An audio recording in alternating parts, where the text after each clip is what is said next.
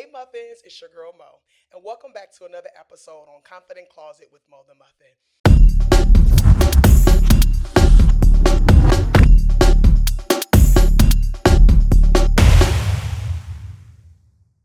Today's episode is power packed. I am super excited about us talking about fearless fits as well as breaking fashion rules.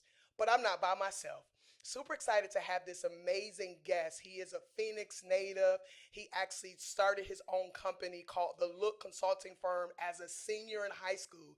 So that means he has over 20 years in this fashion industry.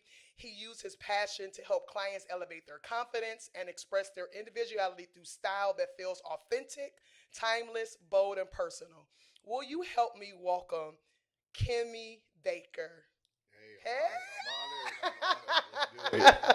Listen, y'all, I'm so excited to have you on the show today. Like, if y'all know, like, for those of you, if you're in Phoenix, go ahead and talk in the comments. Talk back, church. Talk back. We like a talk back church. Tell us where you are in Phoenix, because this is a native. This is our own, and he is here, and I can't wait to dive into this episode. But before we get into the episode, this is something I do to all of my guests. Okay. So I'm going to ask you an icebreaker question. Okay. What's your favorite muffin flavor? And when you're eating, or if you were to eat that muffin, what would you be wearing while you're eating it? Okay. So let me say, my favorite muffin flavor is blueberry. I know that's kind of Okay. Let me get into it. Go ahead. Let's get into it. I'm a real foodie too. Okay. I'm fancy. Okay. So I love a blueberry muffin. Okay. All right. Now, blueberry muffins aren't really the sweeter muffin of the bunch. This is true. But if you throw a little cinnamon streusel on the top of it. I've never had that. And give it to me. So the muffin ain't as sweet as it could be, right? Uh-huh. But then you put that extra sweet cinnamon streusel-y goodness on the top. And then you got to balance it out with the melted, but the butter got to be salty. It got to be salty. Salted. You see how that all just works together? It's working together. Yeah, so that's what it got to be. The blueberry with the streusel with the melted salted butter. I'm getting hungry. Wait a minute. Hold on. We talking about muffin. Okay, calm down. Now, as far as what I would wear, I really don't know. So I'm the guy. So I do, present like this in the public. But when I'm at the house, I like a pair of big baggy sweats. Okay. Like my long wide leg baggy sweats and a tank top, because I don't like to be too hot or too cold. Okay. So the long sweats take care of the cold. The tank top take care of the hot. So it's probably gonna be something in that realm. Okay, it's funny because I'm really surprised because as we know that he is a fashion stylist, and I'm really surprised that when you're in the comfort of your own home, man, that you just chill versus raggedy. Raggedy. Wait, it's funny because they say that about like hairstylists. Oh, exactly. You be like, you do hair but your hair look. But I see. Yeah. I see. Okay. Don't come to my house because Oh my goodness. My God. Okay. All right. So let's obviously get into the episode. Okay. Yeah. Tell us a little bit about you, where your upbringing, like where you come from. The viewers will want to know. Okay, yeah. So she kind of hit it earlier. I am a native of Arizona. Yes. Born and raised here all my life. Never lived anywhere else. Okay. I'm one of. So there's 8 of us. My mom bore 6. Okay. So I'm one of 8, but my mom bore 6. I didn't know it was that many. It's of that y'all. many of us. Okay. We went deep. Okay. And so we are PKs. My father was a pastor, of course. Naturally, my mom was the first lady. Yes. And so raised in the church all my life. Kojic boy. Okay. Shout out to Kojic. Yeah, come on. Church of God in Christ. Yeah. Kojic raised all my life. And so in terms of my upbringing, Mama, I know you're watching. No, don't judge. Don't judge, Mama. Don't judge. So because it was so many of us, and I was the third in line, right? So I have an older sister, older brother. Okay. You did not really get a choice in the matter when it comes to fashion, right? Okay. Oh yes.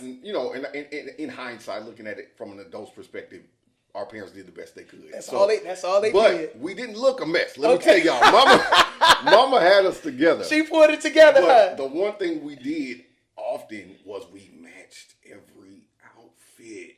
If you had more than one brother or more than one sister, the sisters were wearing the same dress, Oh my same God. socks, and the boys was wearing the same little bow tie.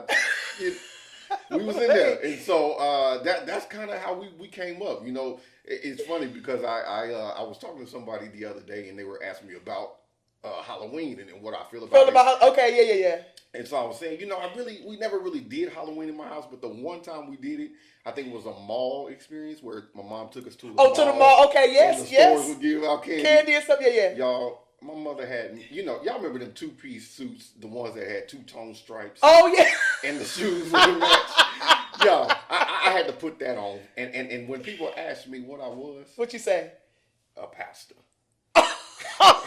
Maybe that's why I'm running from it now. That's where you running from it now. Wait, Lil Kimmy was that Pastor Kimmy. Oh, great. My pinstripe, two-toes. So, yeah, no, fashion was not a big thing in our house because we all wore the same thing. Okay. But, you know, we never looked a mess. My mother kept us together. And so that's kind of my roots. Roots of it. Okay. Coming up, yeah. All right, so you talked about, you know, like your mom put, it's funny because we come from a big family as well. And it was like whatever the color scheme was, everybody had it on, right? Exactly. So in that regards, like, do you feel like growing up, confidence was like given, like, did you have it right away, or did you grow it over time, or kind of talk to us about that? You know what? So confidence is a funny concept for me. Okay. Because I don't believe confidence is given. I believe confidence is the fruit of identity. Ooh. And so Come on, Pastor Kimmy. Huh? Come on. All right.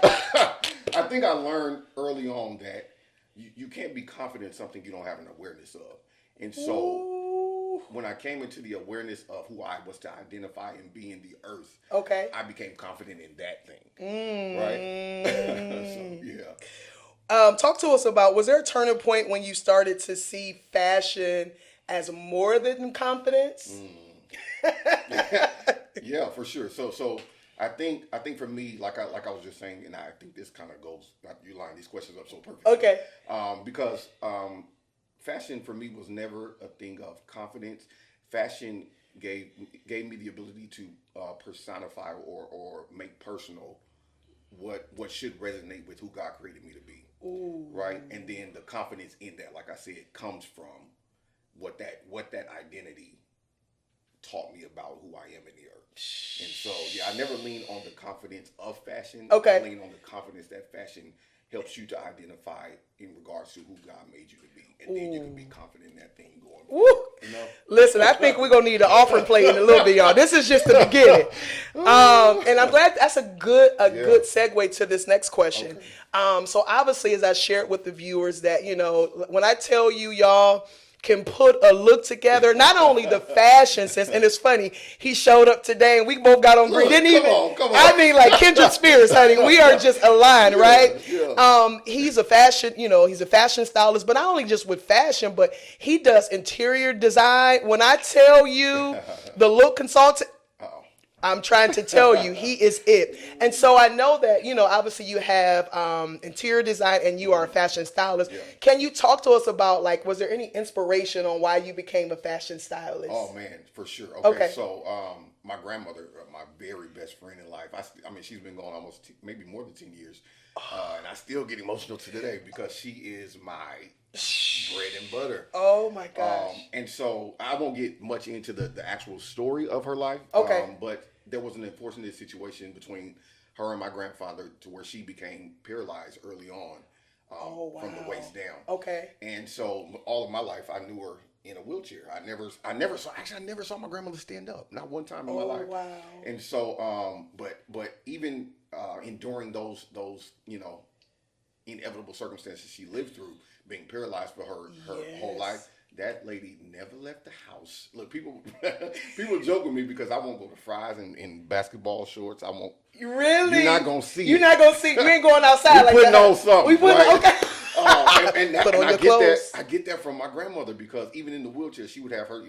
She couldn't do much. She ain't Right, like she cool, could. Right, but her little moo-moos, and she would put the matching shoes, the shoes matching on. bracelets, and she wasn't, y'all. She was not going anywhere without her red lip. She was not Oh, doing so it. she was. Oh, she was a red lip. Huh? She had a little spunky gray patch right here in the front of her. Oh, She was just yes. that lady. And you know what's so funny? I remember even on her deathbed, we went to see her, and I mean she was hooked up to tubes, Of course. everything. This lady had the nerve, hooked up to all this stuff, to ask somebody to go to her apartment and get her red fingernail polish because they were chipping. Wait a minute, Lady. Hold on, wait a minute. She is literally on. I'm in the hospital, tubes everywhere. And she Laid out. concerned about her nails chipping. So I very much so watched her like take pride in herself my entire life, and that is probably my biggest inspiration to date of why I am this guy that I am, because of watching her take such pride in presenting herself well, to the world. And so that's where it started. When you hear the word personal style, like what is that equal to you? Oh man, personal style. That's a great question. I think for me, personal style resonates with me in terms of there's very little room for the weight of external opinions. Ooh, that's good. That's good. Yeah, I think it's anything that makes your soul smile. Honey. Yeah.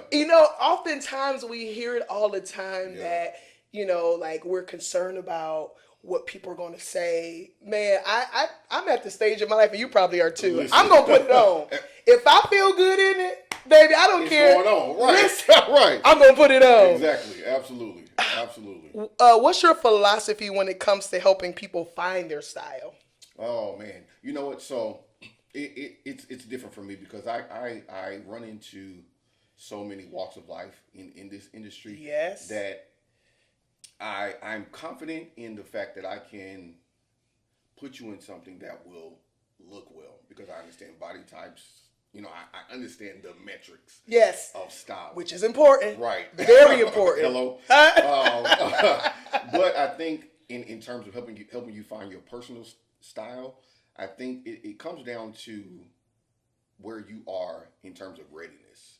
Okay. Because if we're battling with things that could alter how you see what I'm trying to offer you. Ooh, that's good. That's good. It's personal style is kind of hard to help you navigate because personal style means, again, going back to that confidence thing, there's a confident place in you that is willing not to do something new, but be open to the fact that there are other possibilities that could work for you. And so in terms of personal style, I think it goes back to that root of where are you in terms of your confidence in self, in confidence in terms of how you present. And then from there, we can develop like what makes your soul smile, right? I love the phrase, what makes your soul smile. Yeah. I think that if we had that mantra or that mentality, it would be so many more confident people in the world. Man. Because it's like, well, my soul is smiling. Yeah. That's all that matters. That's it. Yeah, exactly. So, I'm not, a Kimmy Baker. I got a little piece of styling. Just a little piece of styling. Wait, but I want to pick your brain, like, as a stylist, right? So, like, what is somebody reaches out to you, like, how does that process go? Okay, so I have so my initial process, I have it's called a preliminary intake form. Okay. That I send to every client. Okay. Or potential client. And it kind of just asks some basic questions like, what colors do you love? What do you hate? Okay. What areas of insecurity do I need to be aware of so that I can... That is so good because that's important as a stylist. Absolutely. Because if I'm self-conscious about my food, but I don't need you to get me on the body count. Exactly. And it's highlighting all of that. Exactly. Okay, that's good. But you know what? So let me be honest. Oh Lord, I'm about to tell myself, but that's okay. Go ahead. It's all right. Tell it.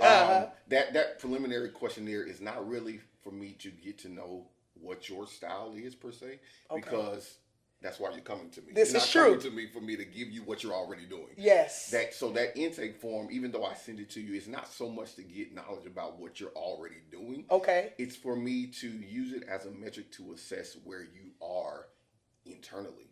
because this fashion thing for me is more than just putting people in clothes. Ooh. Right, and it's really a ministry if I can really Ooh. go there. You know, it really is. I got tissue just in case I get a little, my eyes start sweating. Because it really is. Because so my intake question, I'm asking all of these very detailed questions, but really what I'm assessing is, are you a fit for me, and am I a fit for you? We can take it biblical because we like. Come on, huh? Come cozy. on. I said we cozy. Let's look at the story of Jesus and the woman with the issue of blood. Right. She approached Jesus because she had already assessed from a distance that what her place of need was, Jesus had what was necessary to.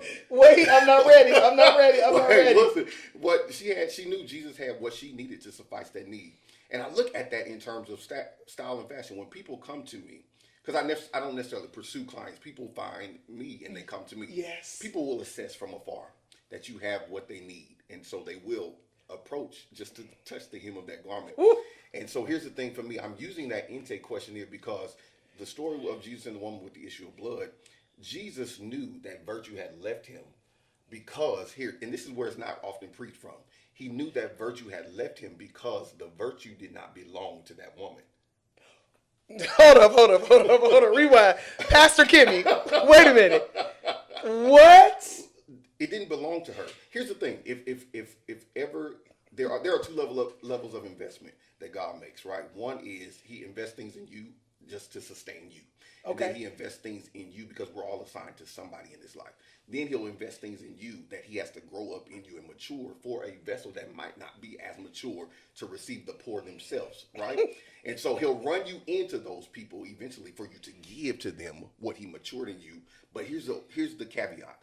If it never belonged to you, once you give it, there will be no deficit. Because it was theirs. It was theirs all along. So when the woman with the issue of blood touched Jesus and he felt the virtue leave, that told me that virtue did not belong to her. But here's the thing about it. Just because the virtue did not belong to her, we have to be very careful where we submit our anointing, because I am anointed to do this. Absolutely. We have to be very careful where we submit our anointing to, because even if it is not assigned to the room, an anointing will still work in rooms it's not assigned to. This is true. And so I have to be very careful about just taking any and everybody, because if you are not assigned to me, I'm going to give you a virtue to you that does not belong.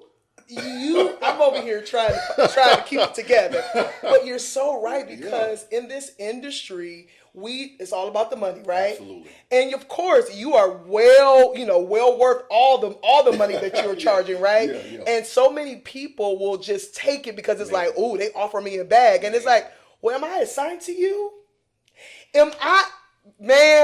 I know I can't run in this little studio, but it is so true. Like, I love that insight, because it does make you view it from a vantage point of, well, you just can't be you're not the client for me. Absolutely. And that's okay. Absolutely. Whoever you're for, you can find them. It just ain't me. That's it. Because if I take you on, even because in terms, that's why I said it's a ministry. And it is really, a ministry. As a stylist, you have to be a seer. If I can just say this is true. Because if I'm taking you on and I'm assigned to you, there will be no weight to that assignment, right? It may feel heavy until I pour, but it's not going to carry on after I pour. But if I take you on and we're dealing with, because fashion, it addresses more than just how you look. It does. It's bigger. It is ministry. So much deeper. Oh my God. So if I'm dealing with somebody that's still heavily bound by childhood trauma and how they see themselves, a lack of self-awareness, a lack of self-esteem. Yes. And I'm not assigned to that thing has the ability to attach itself. And so I have to be very careful. If you're not in a place where you're ready to receive a pour, I can't just welcome you into the space of virtue. So. Woo! Like, I am over here, like, I'm almost speechless, because it is, man, if the world would just think or have that perspective, especially in this industry, because we are so, how much is going to be? I want a bag. And it's like, we're just accepting any and everybody. Even, and I'm going to be honest, like, even when it came to this podcast, there were certain, I prayed, I'm a woman of faith, so we're going to pray. Absolutely. I prayed about it, and there were names, and you were one of the names. It was funny because I was like, okay, Laura, I'm nervous. I'm like, all right, I'm gonna just reach out and see. Yeah. And when I tell you, every guest was like, oh, I love it. Absolutely. Like, no hesitation. I'm like, okay, God, Yeah, you did your big one. Yeah, You did your big one. Yeah, But yeah. even with that, like, I want to make sure that I am choosing the right people for this type of platform versus just getting anybody. Like, y'all, come on. No. Right. right. Y'all, I'm trying to keep myself together because, honey, this is getting. Are y'all enjoying this? Because this is good. This is good. This is good. All right, so let's kind of transition to, like, I know that we're in, with the world we're in, financial and the economy is doing its thing. Yeah. Can you talk about? Are you like a budget style? Let's talk to me about that. Okay. You know what? I am a budget guy, y'all. Okay. I'm not really a name brand guy. Ooh, I promise that's you. why. Yeah. Yeah, we don't need all that. Now I do own a few. Yes, I got a couple too. Praise Right, the Lord. just a few. Yeah, just a few, not many. Yeah, Right, just just a a few. few. Right. Yeah. But I'm not that guy. Like this whole set I got on today cost me about $26. Praise ye the Lord. And it is sharp. You hear me? Sharp. So yeah, I love a good budget. I do. But I don't necessarily lean on being budget conscious. Okay. And my whole motive in fashion ministry, whatever you call it, is making. I'm gonna keep saying this the whole time. Making your soul smile. And so we can figure out how to do that on $100 budget or a $1,500 budget. It doesn't matter. The goal between the two is make your soul smile. So. And that's just your motive. Like, hey, my objective is to make your soul smile. Absolutely. So if you tell me the budget is 100, Yep. my goal is to make. I have vendors that will accommodate that $100 and your soul will smile. Yeah. Speaking of budget, what are like 3 staple pieces that you feel that every person should have in their closet? Okay. Staple pieces. Okay, so here's what I'm going to say. Every man or woman should have 1, a black blazer. Okay. Yep. 2, a white button up. Yep. And then 3, a classic cut jean. Just a good solid jean. staple Okay. jean. Okay. There's so many looks that you can create. Women, like you throw that white button up on and put some tights and throw a belt on there. Yeah. That's a look. You're welcome for the free look. Look, Huh? right. Come You on. throw You're the welcome. blazer on top of that, and you got another look. You put the jean on, that's a third look. So there's so many looks you can make with those 3 pieces. So I always encourage people with the black blazer, the white button up, a good staple jean. That's it. You in there. What is one of the common style myths we hear all the time that you want to be like, you know what? That's not true. Let me debunk that. Do you have any of those that you? You know what? I don't know if I necessarily have style myths because I don't believe that there are really any solidified rules that you have to follow, right? Because I've always been the guy that's like, who are these people, right? That are so important that they make the rules for everybody. Everybody. To follow, right? So no, I don't necessarily go by myths. I just believe that whatever makes you feel well. Put it up. It's funny too because I think the first episode I did, and I was talking about like mixing prints because for sure. But people are so afraid to do that. But so fear is only realized in moments where confidence has not been solidified. I'm not afraid to be judged by you. I'm not afraid to listen. Fellas, hey, y'all do what y'all do. This set right here, if you understand the metrics of man and woman and you know how to convert your sizing, yes, this is a woman's 2-piece set. It's sharp. You got 2 more. Won't God do it? So I'm not ashamed to wear what makes me feel. Yes. Yep. There's no myth here. This looks just as masculine on me as it would feminine on a woman. Woman, right? So Yeah. I just don't get into the whole myth thing because it's a social construct to me. He said, "Dude, put it up. It make you so happy. Put that thing on." One of the things I want to talk about is like when it comes to confidence. Do you feel like we hear like power colors? Do you feel like there's a certain color that no matter what you put that on a client, they like? That's it. Yes. You know what? I do believe that red is a power color. I was thinking red. Okay, red I is. do. And I everybody is not going to welcome it in large doses. But if you just like a woman, you put on a red lip. I don't believe there's one woman a red lip ain't gonna work for. That's my personal belief. Praise the Lord. But I believe like just a pop of red in any fit is gonna right, all right, right. Wasn't It's playing. gonna make it something more than what it was before you had it. So I believe red is probably, if I were to choose a color, red would probably be that power color.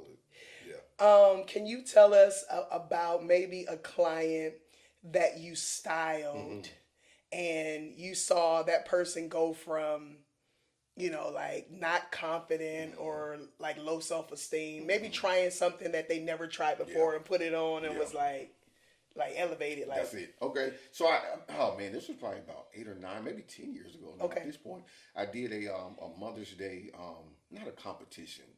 I don't know what to call it. So I had women. You couldn't nominate yourself, but you can nominate another woman, okay, and preferably a mother, okay, like single mothers, all that kind of thing. To where I paid for a total like ward. I had a wardrobe overhaul package back then, okay. where my team would pay for the whole kind of makeover for whatever woman was Oh, selected. okay, And so I got a nomination for a young lady who had, I think, 3 children. I think the father had recently passed, and one of them was special needs. okay. And so she like was adjusting to life as a single mother and dealing with this child with special needs, and it was all consuming really. And so her story really kind of grabbed me, and so I ended up selecting her as the winner. Yeah. And so I picked. I think I replaced about 16 pieces in her wardrobe, Wow. and I went and did the fitting after I got all the pieces in with her. And I would send her in, like, hey, go put on this pant, this jacket, that, and come back out, and then I'll show you how to wear it. We're So we together. did Okay. that. We did that the whole time, and I mean every look, like you could just see the hope return. Yeah, yeah. And so she lives with me. That client sticks with me because you could just visibly see like the weight lift and the smile, her soul. The Yeah, it's yeah.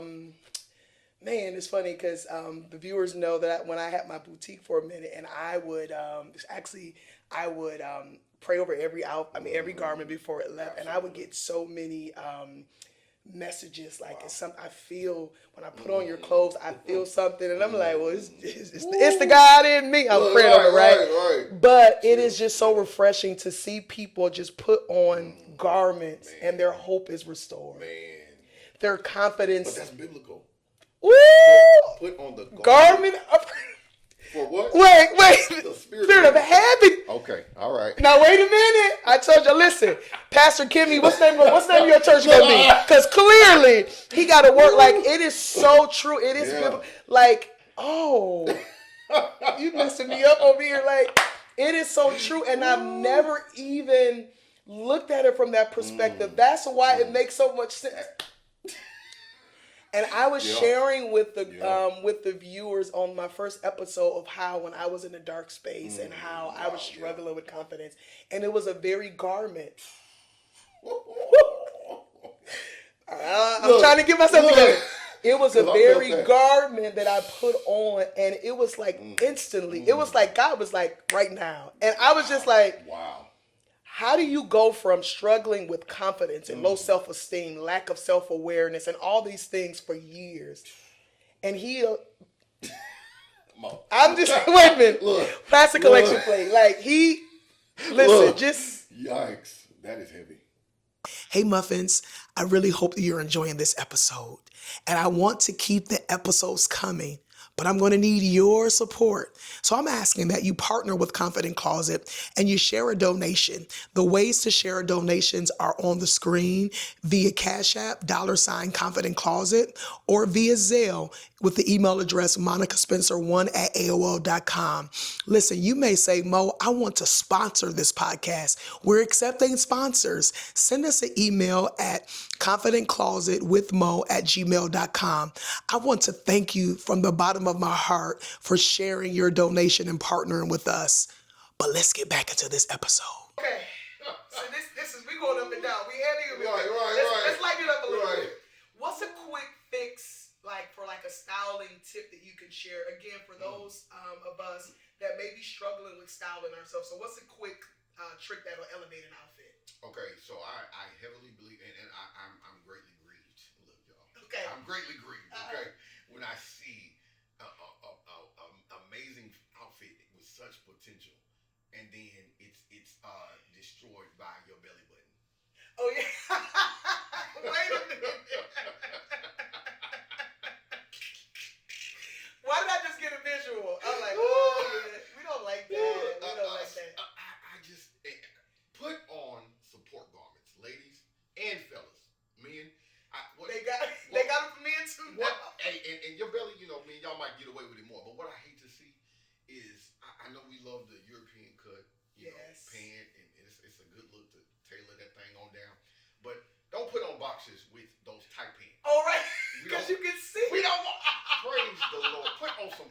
Compression underwear.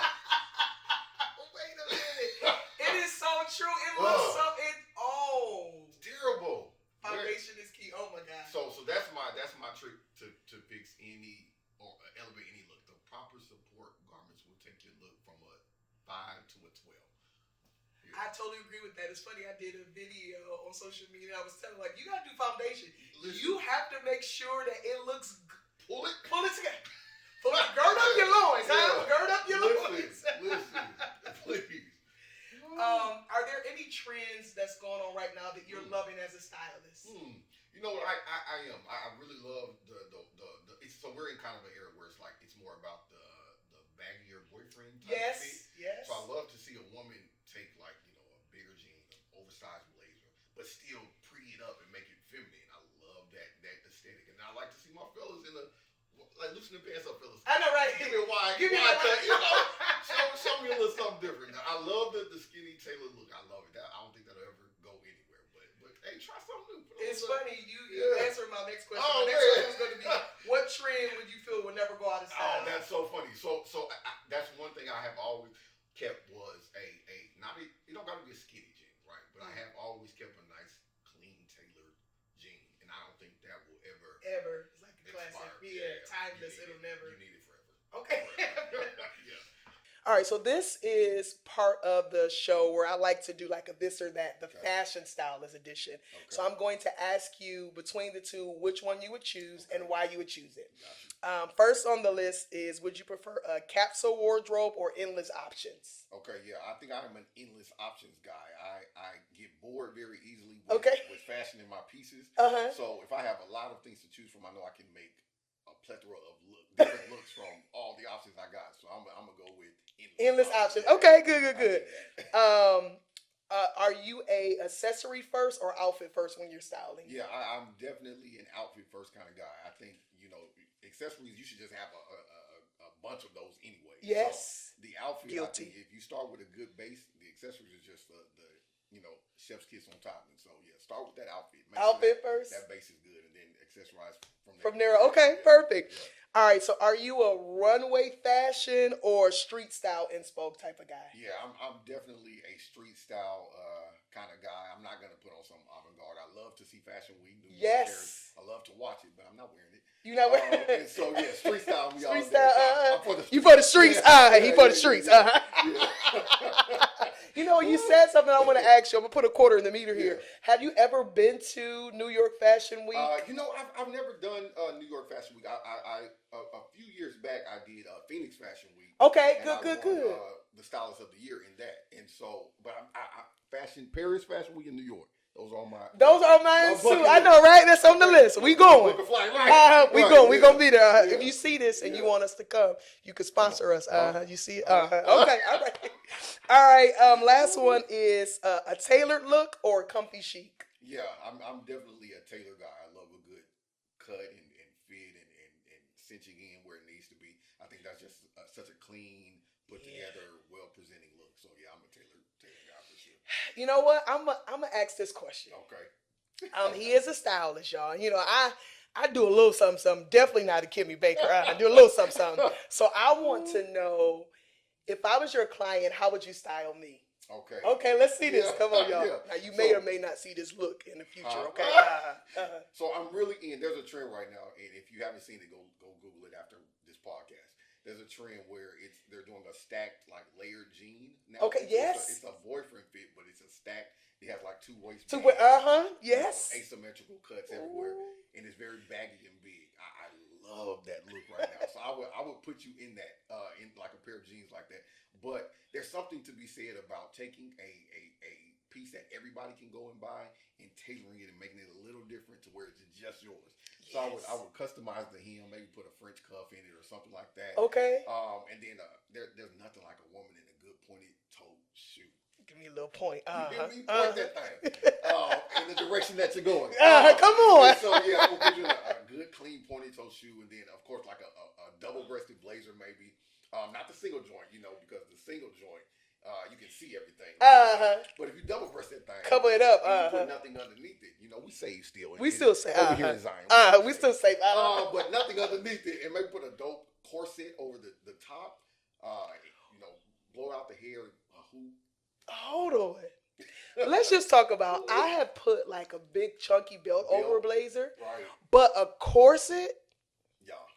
honey. Y'all Kimmy, see it? he just styled me. I'm telling you, y'all gonna see that, and y'all gonna be like, "Oh yeah, Kimmy did that. He did that." Oh, that's gonna be Oh, dope. yeah, that would be so. Oh yeah, we gonna do that. I'm gonna give him credit too. I ain't gonna take the credit. Right, We're gonna give God the glory, but we're gonna give him the credit, huh? Come on, give him the glory. Right. Give him the credit. And so, as we get ready to end this episode, I have really enjoyed getting to know you even more. This has been amazing. Have y'all? Hopefully, y'all tell me in the comments have you've enjoyed this episode. I just want to say thank you. I've been in the Valley now for 12 years actually, and I met him, a few years back, and admired him from afar. Just how he's been able to style people, his kindness, just his aura, what he brings to the table, and the fact that you are here collaborating with me for this podcast. I just want to say thank you so very much. I'm so appreciative of you. Before we go, I know there's someone that's watching this and they are in their journey of becoming a fashion stylist. And so I want you to tell them, like, what advice would you give them? So when I started my company, like I said, as a senior in high school, I really had no understanding of the trajectory that this would really embody or take me on. And so one thing, because this is a faith-based podcast. Yes. At the end of the day, praise ye the Lord. I do heavily rely on God. That is my source, right? And so I not only encourage those that want to do this, because this thing will take you to the depths of the depths, huh? Yeah. It will take you there. People dealing with people's emotions and their insecurities. It is a roller coaster. So I think it's very, very important that you are very sure of who you are in God and then who you are to be as a result in the earth. I'll just take it a little step further. I think it's a really important thing to be full of faith in this industry. And I'm not just speaking in terms of faith in God, because the Bible does say, "Be it unto you according to your faith." That's the book. But it did not say, "Be it unto you according to your faith in God," right? It said, "Be it unto you according to your faith." And so sometimes it's not the fact that you don't believe God; it's the fact that you don't believe in yourself. We can believe God all day long, but if we don't believe and have faith in ourselves, there's no manifestation. And so I think it's important that you ground yourself if you want to do this for real, and be very sure about who God is to you and then who you are in God to be in the earth. So develop that rapport and relationship with yourself, and develop that faith in yourself, what you can do, the product you put out, the business that you run, and then jump out into the deep. But before, just make sure you're solid in faith. That is so powerful. So listen, again, you heard him. Make sure you, of course, you're going to have faith in God, but you have to have faith in you and your abilities. As we get ready to end this episode, we are in for a treat next week. You do not want to miss it. We have another special guest. And next week, we're going to be talking about Sunday Slay and a Monday mess. So for those of you that's like, oh, church wear, I got it. Every Sunday, that's me. But on Monday during the week, you looking a mess. So we're going to talk about that. Super excited about that. So you don't want to miss next week's episode. Of course, as always, do us a favor to like, share this, comment, subscribe. Support, all of that, all of the above. As always, thank you so much for watching. Till next time, we appreciate y'all. Bye.